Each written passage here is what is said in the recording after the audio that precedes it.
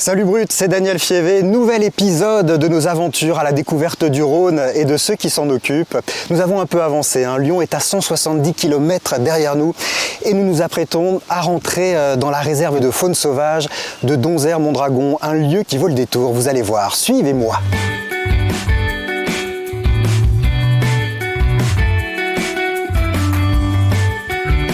Bonjour Romain. Bonjour Daniel. Bon alors on est dans un endroit particulier du Rhône, là déjà on voit ça se sépare en deux. Exactement, mais d'un côté on est sur le barrage de retenue qui ouvre sur le vieux Rhône de Donzère-Mondragon.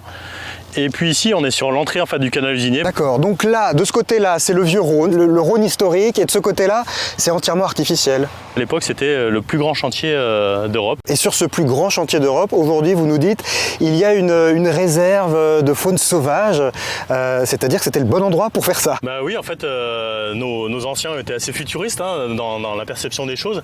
Dès 1954, donc 2 ans après la mise en service de l'aménagement, il y a la création de cette réserve qui est gérée par le ministère de l'Environnement, aujourd'hui l'Office français de la biodiversité. La particularité, c'est que c'est une réserve qui est complètement linéaire, 30 km, un vrai ruban, un corridor vert. Je vous propose qu'on aille voir les différentes particularités de la réserve.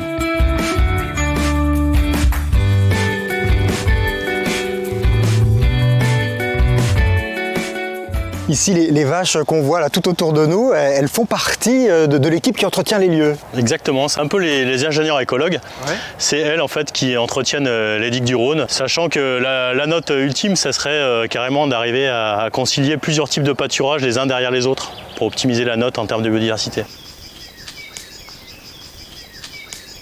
Il y a certains espaces de cette réserve qui ont vraiment été aménagés pour accueillir le public, les enfants, pour les sensibiliser à la biodiversité. Et on est dans un endroit comme ça, là. Oui, exactement. Là, c'est un petit peu jardiné, c'est un peu orchestré. Ouais. Ici, on est sur un lieu d'accueil justement du grand public et notamment des enfants, des écoles, pour présenter notre programme Abeilles et compagnie. Je te propose de te baisser pour regarder, même d'ouvrir le volet à côté. Ah, c'est génial. Là, en fait, on voit les différentes cloisons qui sont déposées par l'apiculteur et puis les alvéoles en fait, qui se forment. Donc là, on voit vraiment les abeilles, les ouvrières, qui sont à l'œuvre, au travail. Elles font du miel, on récolte le miel là? Oui, on récolte le miel. Après, c'est pas les ruches qui sont les plus productives parce que c'est une ruche de démonstration. Ouais. C'est quand même ouvert plus souvent qu'une ruche par son habitude. Mais là, on travaille avec un apiculteur qui travaille pour nous sur le domaine et qui produit du miel et qui en vit d'ailleurs, c'est un professionnel.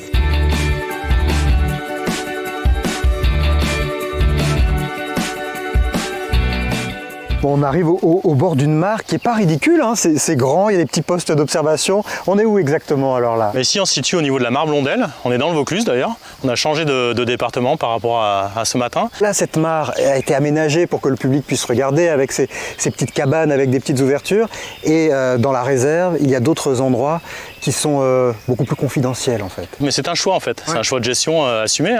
L'idée c'est d'emmener sur certaines parties du public et d'autres, au contraire, la laisser plutôt avec le moins d'impact possible, même de la présence de l'homme. Certains endroits en fait sont dédiés plus pour les scientifiques ou des ONG, et puis d'autres même rien du tout quoi. C'est le moins de présence toute l'année, mieux on se porte. Il y a des mares cachées. Exactement. On est dans un lieu naturel, on entend les oiseaux chanter, c'est vraiment une réserve. La particularité de cette réserve, c'est que c'est une réserve qui est linéaire, qui suit le domaine de la CNR avec toutes ses installations. Merci Romain, c'était un plaisir de faire cette visite avec vous. Au plaisir. Au revoir. Bonne visite, au revoir.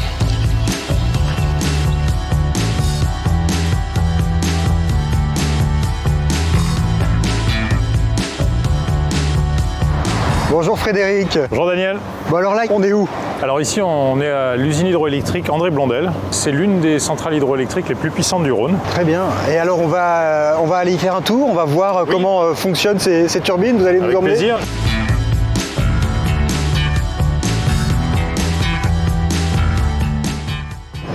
Bon, c'est assez gigantesque. Qu'est-ce qu'on a là, Frédéric? Alors ça ressemble presque à une cathédrale, dans laquelle on voit 6 turbines. Donc c'est la partie haute de l'usine hydroélectrique.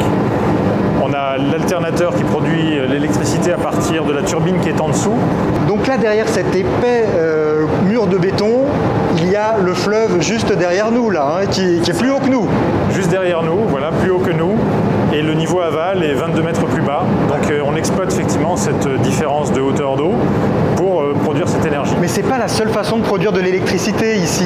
Non, alors effectivement, ce lieu est assez emblématique aussi parce que c'est ici qu'on a commencé à diversifier notre production d'électricité du solaire et de l'éolien, et on va aller le voir à l'extérieur.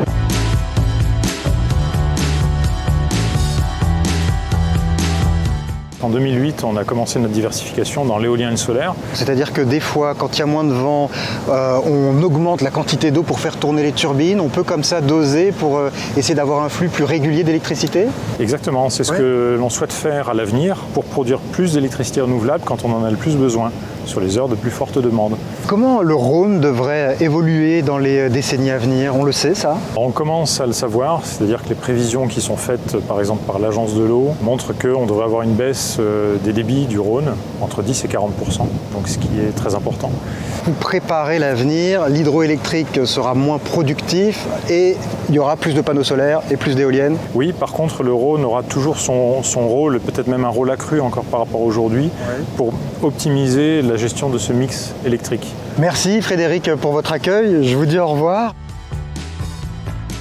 C'est la fin de ce 4e épisode. Nous reprenons notre chemin sur la route du Rhône. Le barrage est juste derrière moi. Prochaine étape, la Camargue, là où le Rhône se jette dans la mer Méditerranée. Ce sera notre dernier épisode.